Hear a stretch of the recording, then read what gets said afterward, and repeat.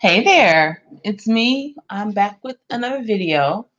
With all the Donald Trump, North Korea, uh, US, Asia, blah, blah, blah, all the moving pieces of this latest foreign policy happening, there are two articles that came up on Twitter. I think one on Facebook, because actually, this trad news, I'm noticing that Affirmative Right blogspot, which is the kind of blog that has been kind of rebranded and whatever you want to use out of the alt-right blogspot. So I don't know if they're the same people or not, but they always seem to be retweeting most of the articles here. So I don't know. I'll have to dig into that. But anyway, so there's two pieces. This one is kind of very short, just a little more punchy, if you will. Wake up, punchy. Oh my God, that was so funny. Twitter in chief, my baby. So this is the first one, and I'm just going to read this in full, and I may jump around the second one. So this one I saw on Facebook. I think I follow Affirmative Right, the blog spot on Facebook, and I saw this, and I'm sharing this here as one of the takes. The second take was actually retweeted by Arctos, the publishing company. I believe it's Daniel Freeberg. And this one is from Eurasia Future, and it's called The Trump-Kim Deal is the First Example of the New Washington Consensus. So I don't know. If I hit a point where I know like I want to skip ahead, I'll just jump to the next point. But this one isn't a super, super lengthy piece and wouldn't be bad to give it a full read. Noticing especially the years that I have not been in theater, some of my like out loud reading capabilities, I feel like they've suffered a bit, but sometimes I think when I do videos where I'm actually reading something like an article or what have you, it's a really good exercise for me. It feels good to work on the diction and what have you. So anyway, let's just start with the first take from Trad News, which reads as follows. Kim grants Trump permission to shrink bloated U.S. empire without losing face.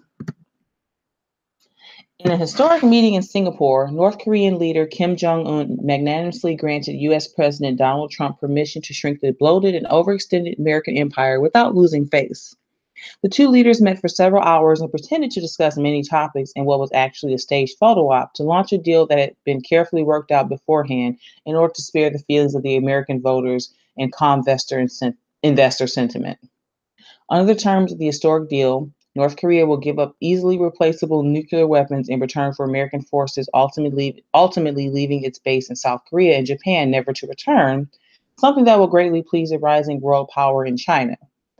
At present, the debt-ridden U.S. empire keeps around 30,000 military personnel in Korea with an additional 50,000 in Japan at great expense to the hard-pressed U.S. taxpayer, who also continues to pay a fortune for the kind of healthcare that is free in many more economically developed countries. To simply withdraw U.S. military forces from Northeast Asia while appearing to get nothing in return would not only have been a humiliation for any U.S. president, but could quite easily have caused an economic meltdown. Due to the extreme indebtedness and underlying financial weakness of the American empire, it is vital for it to have a big, brash image in order to inspire fake confidence among investors. This means that the U.S. is extremely limited in what actions it can take, even when they would improve the country's extremely mismanaged balance sheet. Pulling out of Asia unilaterally to improve underlying fundamentals would have damaged America's image with holders of U.S. bonds and dollar currency in Asia and elsewhere, and could have easily precipitated a financial crisis. In order to avoid this and provide a face-saving compromise for the weak U.S. government, North Korea has kindly been developing nuclear weapons in recent years in order to create a situation in which both parties can appear to give up something. This has been done to create the illusion that the inevitable U.S. withdrawal from Asia is a foreign policy success to avoid panicking the overburdened U.S. debt markets. The American people, as they get used to downsizing their bloated and harmful imperial role in the world, must remember to be extremely grateful to Comrade Kim for facilitating this humane and face-saving solution to American decline and imperial shrinkage. I really like this. It's short, brief, a little, I don't want to say, I guess, a little satirical, maybe that's not the word, but just the kind of punchiness of this. Like, for instance, One thing that I would say I picked up on this suggestion maybe a few years ago, that North Korea just kind of seemed like the hamburglar of like global foreign policy. It was one of those kind of like scary boogeymen we could always point to, like, but over there in North Korea, blah blah blah, they're planning to blow us up. And over time, I want to say maybe I just kind of loosely became cognizant of this maybe during the Bush era in high school. Was North Korea part of the axis of evil? That feels like a millennia ago, but if I'm not mistaken, that's what that's when I remember North Korea kind of first coming into like a early geopolitical memory of how they were used. So it's funny in the sense that this is one thing that I kind of start to think overall about this situation as it emerged. And not that I need to say this like, like I'm like some Trump, MAGA cheerleader or anything about, buttressing, senior Trump's like, feelings or whatever. A lot of things that are happening and what is happening in a foreign policy sense, a lot of these things are already in motion from anywhere from like 10, 20, 30 years outward. And, every 4 to 8 years, we turn over a new president. But things are in motion already to change. So just kind of loosely moving through a few points in this. Now, I've been pretty aware for some time. I actually had a professor from South Korea in college. And I think part of her thesis was on the whole adoption thing in South Korea. How many babies have been adopted, particularly in America, since, I don't know, I guess for quite a period of time, out of that country into America, and understanding the presence of the U.S. military there and the type of the way that shaped their country in a lot of relations for a certain period of years. So if you hear this crazy running around, the pets are playing peekaboo with each other. God, I thought somebody was breaking in. So just moving through the idea of just how much money it costs. Like that was one thing that I thought, like, yeah, like he mentioned, like Trump mentioned the war games and the provocation that it kind of that kind of look and image that it has, and just an idea of like this has been a big thing with him so far, selling us on certain changes due to just how much money it costs. And that's so if you go back to how Trump won and the power of persuasion, kind of like the Scott Adams type of approach to looking at Trump and his outlook and how he tends to handle and manage, and how he was able to sell his approach in the election, and even a lot of choices and decisions he's made going forward. That's a big sticking point. Like, yeah, how much money? Like 30,000 personnel in Korea, 50,000 in Japan. Yeah. So without going too far there, that's just another big thought that I thought I was wanting to talk about this. The idea, especially with Kim Jong-un, like, I'm gonna look this up real quick because I thought I did this sooner, because one thing someone pointed out was just how young he is. Well, age came up really quick in the search. I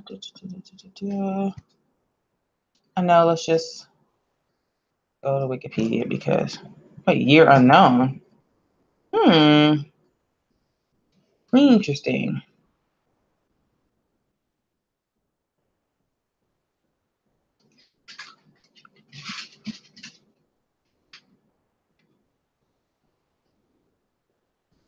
Okay, North Korean authorities and state-run media have stated that Kim's birth date was January 8th, 1982, but South Korean intelligence officials believe the actual date is a year later. 1982. Oh, okay. All right. So yeah, that's crazy. So he's only like just a few years older than me. So that was one thing that kind of like stood out in this whole thing, is especially go look with a picture of him and Trump, like just kind of older white, I guess you want to call him statesman, particularly just in the sense of how he's just kind of stepped into this role, and this kid just under 40.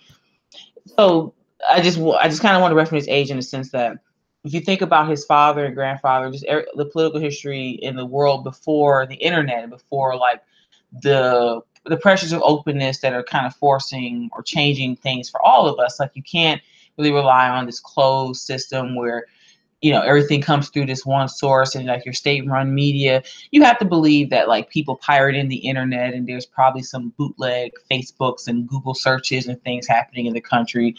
For maybe top levels, a couple guys at the top sell access to the internet to people below them and it pilfers down.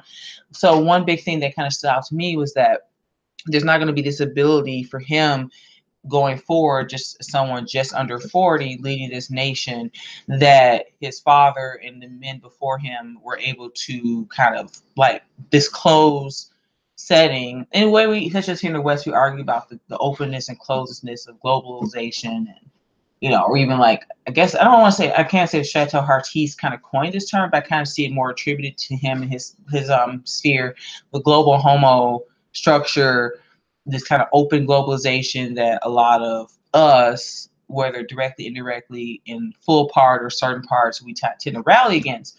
That's just not possible in a North Korea situation. He can have in the media, they sit there falling over a death of someone, the fake crying. Just basically this idea that there's things that he can't do, even if he wants to, and even if this whole thing is like a setup, it's this, it's that. All in all, he can't maintain that type of closeness the way that his father and those before him were able to do. So this change, or this appearance of a change moving forward, is may just also be primarily motivated by the same game that his father was able to employ. It just doesn't work anymore.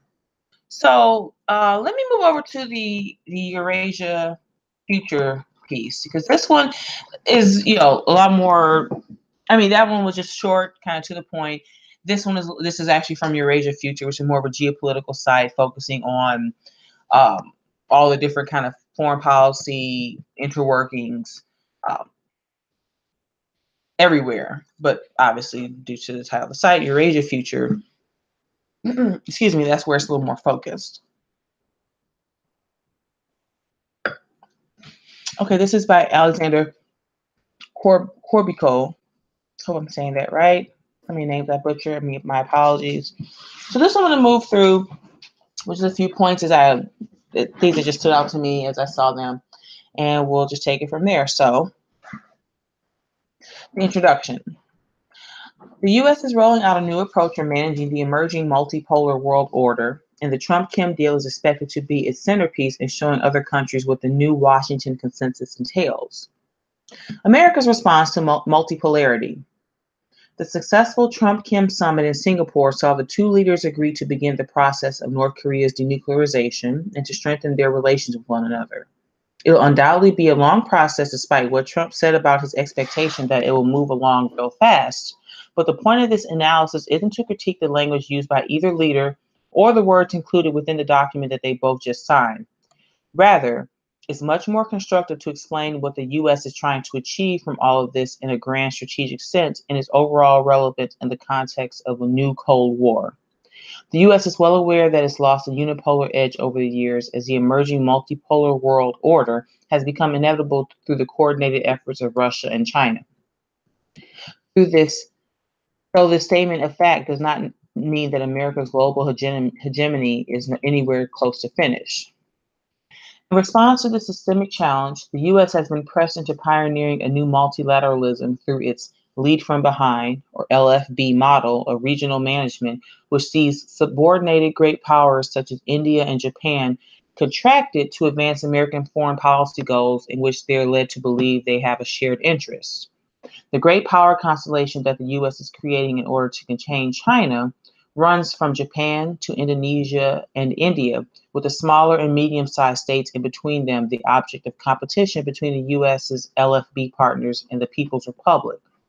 This strategic network is expected to be economically maintained through the Indo-Japanese Asia-Africa Growth Corridor, or AAGC, that its founders want to complement, but also compete with China's One Belt, One Road, or OBOR global vision of a new Silk Road connectivity.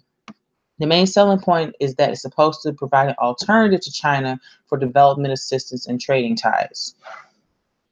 So just from the intro, with this piece phrases this the Trump-Kim deal within a greater context between a bunch of different parties. Like, for instance, the Russia-China kind of movement together, and this kind of, like, for instance, like when people talk about, like, I remember after the election, oh, Trump and everything is kind of ending and what's going on with the world. I mean, you can look at it there and just stay there, but I've always been trying to bring it further out into what's happening in this more of this global realignment sense. Like, it's obvious that in a lot of ways we're kind of leaving behind some of the more fixed post World War II kind of, the West is centered here around US, UK, um, and just those kind of Western world. There's Asia here with, Russia being here, China being there. That there's a lot more kind of duo buddy systems being formed, people forming different alliances, and it's weird because in a way it's almost a way in certain sense people kind of detail like the lead going from like modernism and deconstructionism in terms of a cultural critique of word of literature, and moving into the kind of postmodern sense of these many definitions, these many authorities, these many truths. So just feeding that back to the geopolitical sense, yes, there's like, and just as he said here, it doesn't mean that America's global hegemony is anywhere close to being finished. We still are America. We still are the kind of like the head honcho of the West, but there's a shift between not like one person losing power than one person rising to the top. It's more of maybe a decentralized way of the way the world is being ordered and the way people are interacting, like the China-Russia bond and then the India-Japanese bond over here, and a very coarse example, like the reality shows where Tanya and Katie are buddies over here, but like Cynthia's kind of the head honcho, but then she's buddies with Allie over there, and there's a lot more of the decentralization of people. Like instead of one central power, we have a lot of disparate kind of buddy push-pull relationships. Anyway. So the illusion of choice. Let me just take a quick skim here, take a quick sip. If you're listening to this right now, I just was on Luke Ford. I was driving home and I turned the live on and they were talking about extension. Rest in peace, Madindu. It was great. So I'm drinking. I was like, I get home, I'm having a little glass of wine. So I'm sipping a little white Chardonnay. Here, I'll do a little product placement in the middle of my video. If you're looking for a good place to buy inexpensive but high quality wines, check out your local Trader Joe's. This awesome glass of Chardonnay that I'm enjoying right now is from a very large bottle for only $7.99. Imagine it. You put it right in the fridge, it's $7.99. There's a lot of great quality wines out there. You can go high, you can go low. But enjoy this for $7.99. It's a pretty good damn bottle. Enjoy. Yeah, product placed in the middle of my like foreign policy analysis. It is what it is, guys. I apologize. That was pretty shameless shilling for Trader Joe's. But it's really cool and refreshing.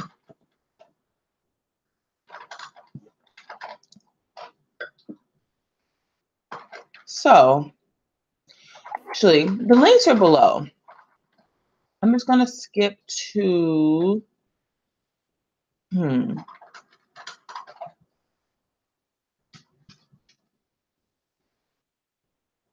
Yeah, I'm going to skip ahead. This is a good, the whole article is money, and it's a really great read all in full. So definitely go back to Illusion of Choice on your own time. I'm going to jump ahead to setting up the summit. As it currently stands, China has monopolized a large chunk of its neighbor's economy, not out of any malicious or neo-imperial intentions, but simply because it has been the only lifeline to the Hermit Kingdom since the Soviet Union collapsed and Moscow cut off all of its previous aid to the country. For all practical intents and purposes, China controls the North Korean economy, an open secret that's known to even the most casual observers, even if it's politically incorrect, to publicly say and is regularly denied by Beijing. The never-ending international sanctions had the effect of scaring off most other investors, and Russia entered the game way too late in the past couple of years to make any tangible difference.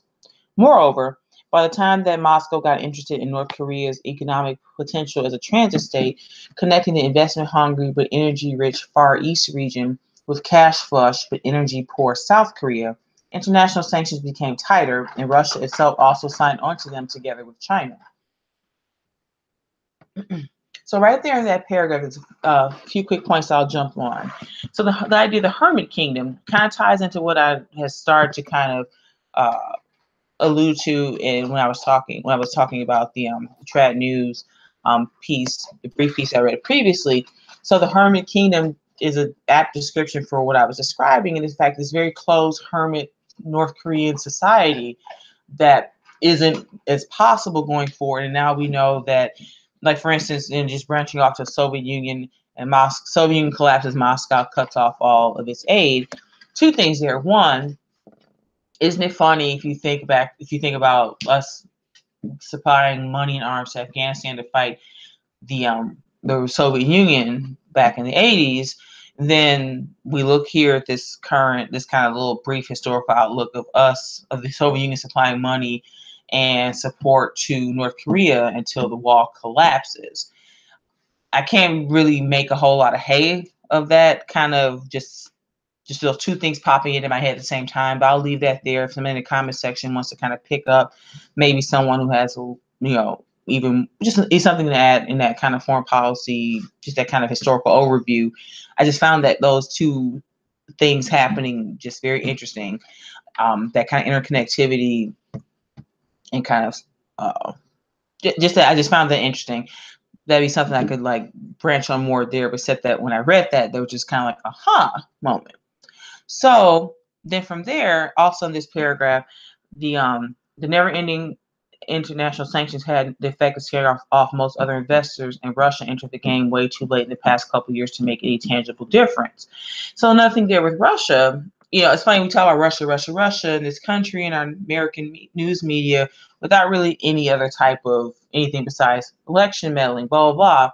There's so many other things that have been happening since the wall came down. Like I think, like I joke about this with a friend of mine who's from Eastern Europe, and the whole like, Mr. Gorbachev, tear down that wall. It's just this very elementary understanding of U.S. history, American politics, especially when you get to neoconservatives and just the general basic bitch conservatism. That's all they can tell you. Ronaldus Maximus told them to tear down that wall. The wall came down, then freedoms, ...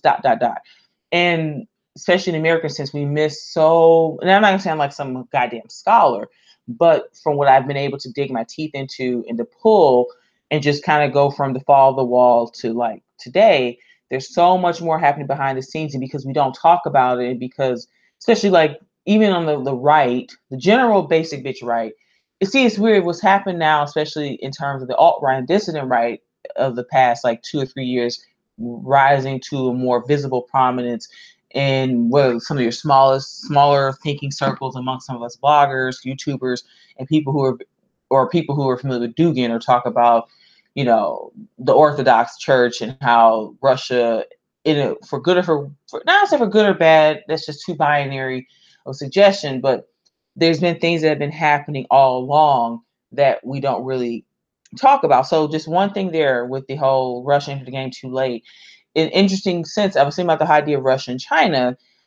They are both, the reason why they make kind of a good, buddy system is the sense that they're both joining this kind of like, they both had their ups and their downs. They've had their form, so the way we think of America in the sense that we hit our teen years. Let's see, what do we kind of say? So America, 1776, signed Declaration of Independence, blah, blah, blah. World War II, everybody kind of our other Western buddies, like, like the Brits, they got their cities blowed the hell up after World War II. We're the last people left standing without really much homeland damage. So it was very easy for us to pick up the mantle after that brutal, brutal war and kind of run onto this like 70-ish year high water mark of being of American dominant empire. But so then when you think of Russia and China, they still are living in their kind of growing pains. Like there's people who didn't completely fall or get obliterated, but their experience over this past 70 years is a lot different than ours. And so it's another perspective that we kind of lose, is that not everyone has just had this kind of like this very through line arc of like, we won the war, we went home, blah, blah, blah, everything was great. They just have a lot. It's interesting to see them kind of form an alliance. I mean, it's not like uncanny or unheard of, but so the idea of them they're both still kind of late to the game. You think about China, the one child policy for a certain period of time. You think about all of the struggles that Russia's had since the wall came down and the internal struggles they've had. Like everyone's the two of them jumping into this kind of globalization 2020 to 21st century transition isn't easy, and it hasn't been easy, but they're managing, and the alliances that they're building and the growing pains that they've gone through in this kind of maybe the late part of the 20th century moving forward into 21st, they got to have these growing pains and these kind of pushes and pulls simultaneously, but they're here, they're in it in this century with us. And where they go and how they come together, how they differ will be interesting. So, and just in terms of North Korea, that to me that really stood out. The previous relationship they had, the relationship that they have now, and how this will work together. So, let's see.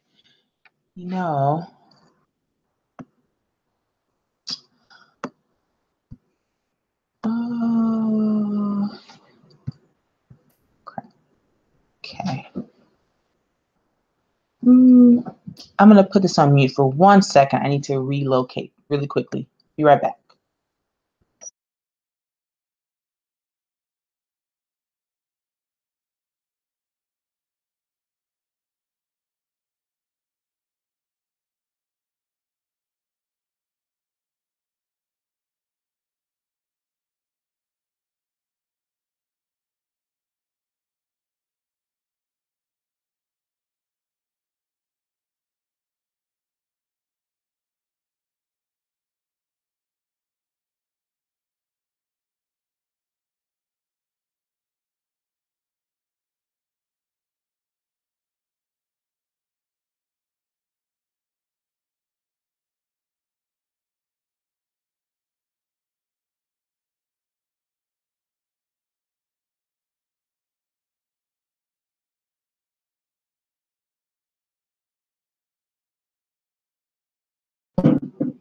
Sorry about that. All right, I'm back. So, all right. Let me just move ahead a little bit further. So this is the remainder of that the setting up the summit is pretty interesting because it kind of describes the changes, the relationship between North Korea and China, um, having their kind of ins and outs.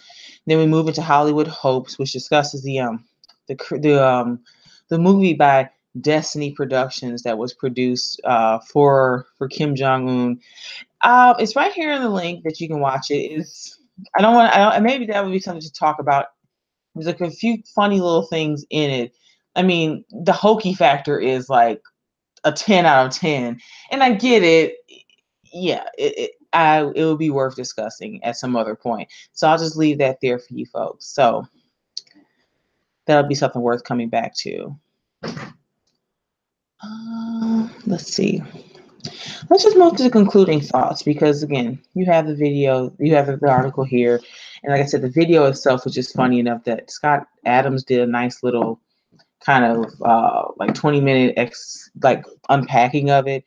I may consider that myself, but I'll just leave that there for you. So I'll read the concluding thoughts and leave my own concluding thoughts.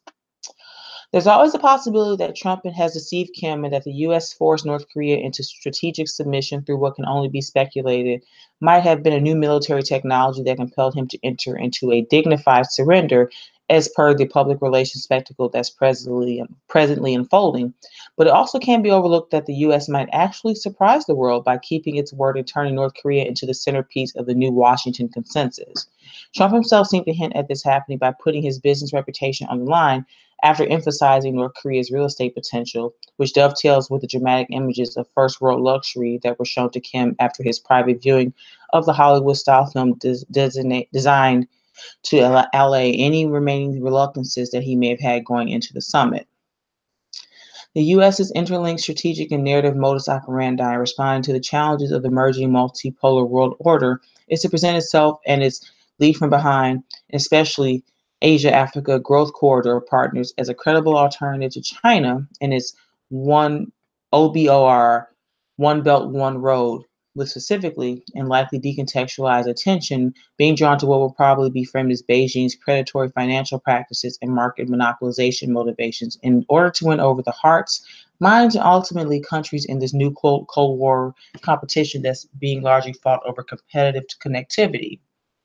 So just right there in itself, that's one thing I guess in the film that you will see. There was this brief flashing image of the way they were selling, like coming into the world. There was this overview shot of people sitting at a table eating like pizza and like little flatbread pizzas and salad. And there was like brown hands and white hands, and it's almost anything you see out of like some type of like advertisement here, like the way like multicultural diversity, like it's like, don't you Koreans want to like sit around with your Indian friend, your black friend, your white friend, and eat pizza and salads?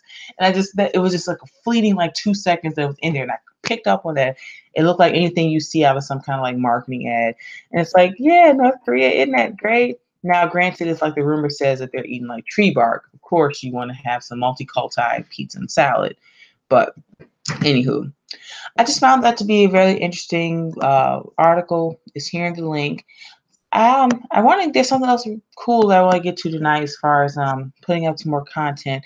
But in closing, what I just want to say is like these are two interesting takes on the situation that's going to continue to unfold. I'm really just getting kind of back into the general news sense of the world since being back from Europe last week, and there'll be definitely more to come on this. So just keep watching the moving pieces here. I think I've been picking up a few articles here from Eurasia Future. It also kind of reminds me of maybe I need to do another installment of blogs that I frolic with. And because for a long time, ZeroHedge.com has been a big, let's see. I know everybody probably knows what ZeroHedge.com looks like, but it's worth a quick mention. It's probably one of the best macro, micro, everything. I mean, it's anything that you ever want to read here that you can read from and learn. So I'll be honest, like over the years, like my scope has expanded to so many different directions, but particularly maybe at least like almost closer to a decade ago. Oh, less than that. 32, 22, 25. More my mid 20s, I would say. I became a huge, especially like I think I got turned on this in my Ron Paul days. So like you start reading Lou Rockwell and ZeroHedge.com, or like probably where I spent a lot of my time. So anyway, maybe it's time for me to do another installment of that. So along with Eurasia Future, which I found to be a great piece. Now, actually, Andrew, it's funny. I think that is Russian, and I know there's a way to pronounce that vowel, and I just feel like I keep saying something on his name, but I'll just say Andrew K for now, so I don't stumble on it again. Definitely good things to read here.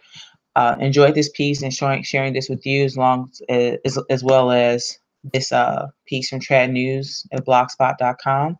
So I'm gonna leave it there, and I want to make some more content tonight, and hope you enjoyed this. There's more of this to come. It's another goal. I want to just talk more day-to-day geopolitical, national, U.S., just news of the day type of issues that we can kind of dig our teeth into. I like talking about race and politics and dissident right, whatever. Obviously, as you can tell, a large amount of things I do now are very super Black women sovereignty, like just things that come up in our sphere. Like, for instance, I'm thinking about doing a little mini whatever about the Katas and their new video Ape Shit. I watched it yesterday and I was like, had a few things. So anyway, I want to like diversify the things I put out here because, I do, which any content person should be doing. So anywho, I'm gonna leave that there. I'm gonna hit stop broadcast and upload this for you folks, and hopefully I'll be back within another hour or so. So thank you for watching. Thank you for subscribing. I'm gonna be making something just to say, hey, thanks everyone, and throw some things out there that I would like subscribers to come to chime in with and do, and make y'all feel all warm and comfy and included and cozy. So blah blah blah. I'm always doing my long goodbyes. I'm no more of that. No more long goodbyes. See you in a few. Goodbye.